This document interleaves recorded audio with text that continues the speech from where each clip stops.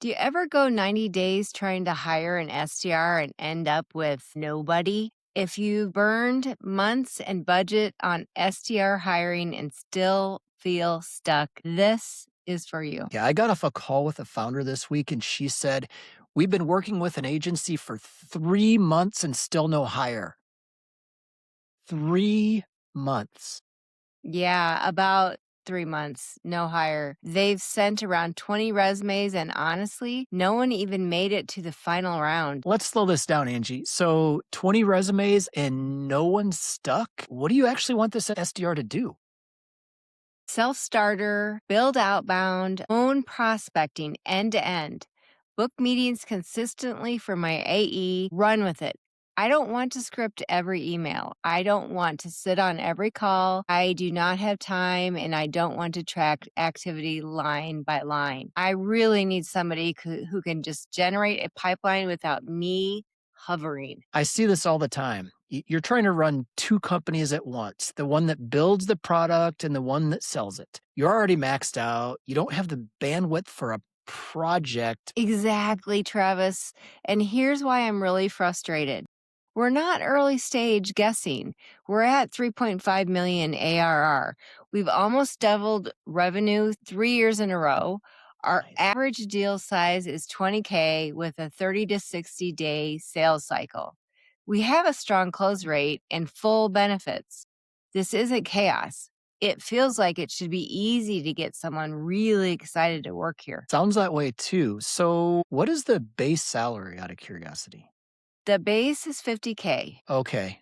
Just curious, Angie, where did you come up with 50K for this SDR? We got that from a couple people in a mindshare group that we're a part of.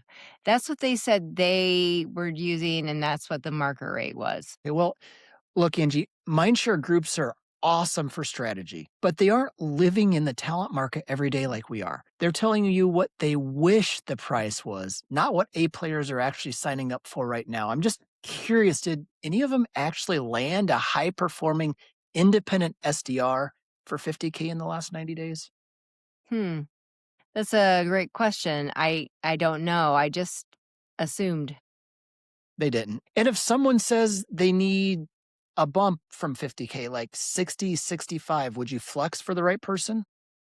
Maybe for the right person. I'm definitely flexible for a rock star. Okay. So publicly you're at 50K, privately you'd flex. Was that clearly communicated with recruiters you're working with? Probably not. I told them 50K. I didn't say I'd stretch for somebody truly independent. Okay. So you have growth, you have a proven offer, you have a short sales cycle. I mean, Angie, this is the type of company an SDR wants to join. So this isn't a demand problem, it's a positioning problem. So think about this. A player SDRs who can truly operate independently, they're typically between 65 to 75K base with about a 95 to 100K on target earnings. You just don't attract independence with the type of discount that you've been working with. Hmm. I figured I'd just get somebody who was really hungry right out of school and kind of just mold them to fit. Yeah, maybe down the road when you actually have a sales leader whose whole job is coaching. But think about this right now. You need a producer, not somebody who's junior and needs you to hold their hand.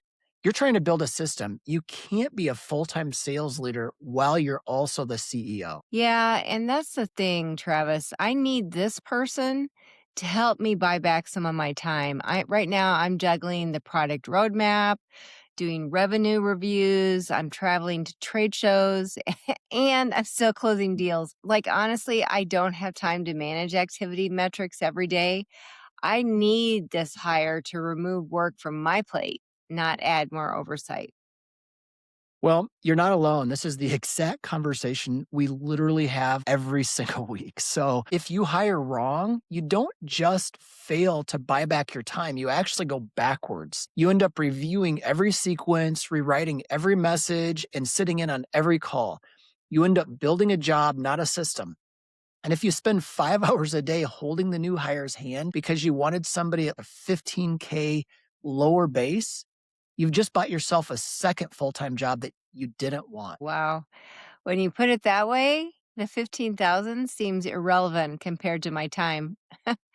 I've got meetings in Texas at the end of the month, and I really wanted somebody to be on board by March 1st. I cannot afford another 3 months worth of handholding. And you shouldn't.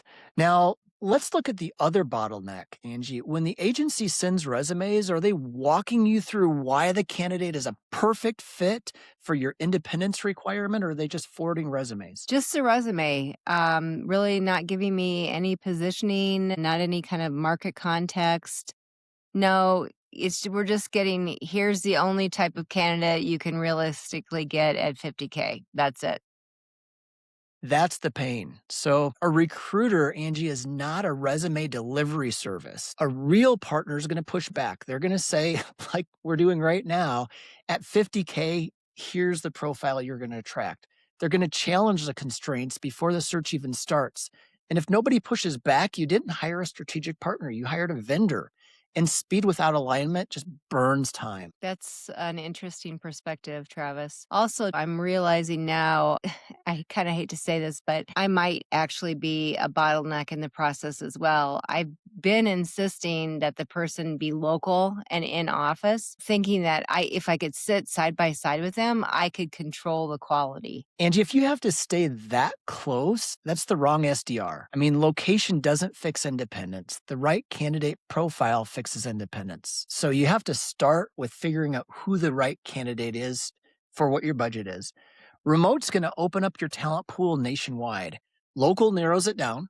And if you're already priced below market value comp, and then you restrict geography, you just can't make that work. You've already narrowed the search by almost 75% of the top talent that's out there. That's an interesting perspective, actually. So it wasn't that they couldn't find somebody, it was that the expectations, the comp, and geography really weren't aligned from day one. Nobody forced the hard conversation early. Exactly. When the math doesn't work, the market just isn't going to respond. And when a recruiter doesn't challenge that math, the search just kind of drifts.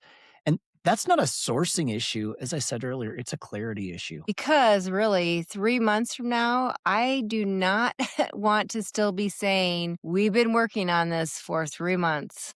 No, you don't. No. Whether it comes from us or from them, let's just make sure you get your rock star.